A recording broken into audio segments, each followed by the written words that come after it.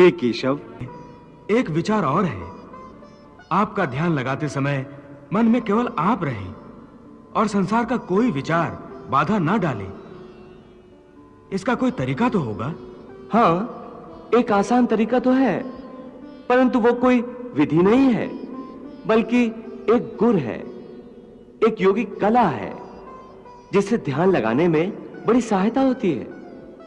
वो आसान तरीका, वो योगिक कला क्या है मधुसूदन?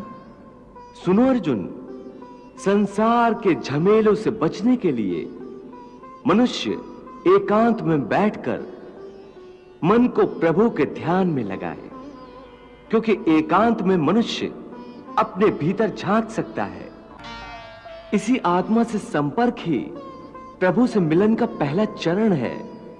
इसलिए हे अर्जुन, जो मुझसे मिलन चाहता है उसे सबसे पहले अपने अंतर में ही झांकना चाहिए, और यह तभी संभव हो सकता है जब मनुष्य का अपना शरीर उसके नियंत्रण में हो।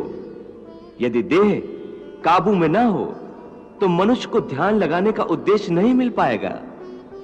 हे अर्जुन, जब तक मनुष्य अपने अंतर की शुद्धि नहीं कर लेता, परमात्मा से ना तो संपर्क कर सकता है और ना ही आत्मा परमात्मा में लीन हो सकती है। और यह भी समझ लो कि जब ध्यान लगाने का पहला उद्देश्य, क्योंकि अंतर शुद्धि है, इसलिए वो स्थान भी पवित्र होना चाहिए जहां ध्यान लगाया जाता है। परंतु वो मनुष्य मुझ में ध्यान नहीं लगा सकेगा जिसके जीवन में संतुलन ना हो।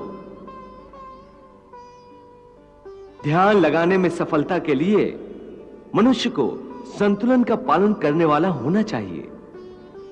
मेरे भक्त को चाहिए कि वो ना इतना खाए कि यूं लगे जैसे वो केवल खाने के लिए जीता है, ना ही इतना कम खाए कि हड्डियों का ढांचा बन जाए, न इतना सोए कि दिन को भी रात समझे, न इतना कम सोए कि रात को भी रात न समझे।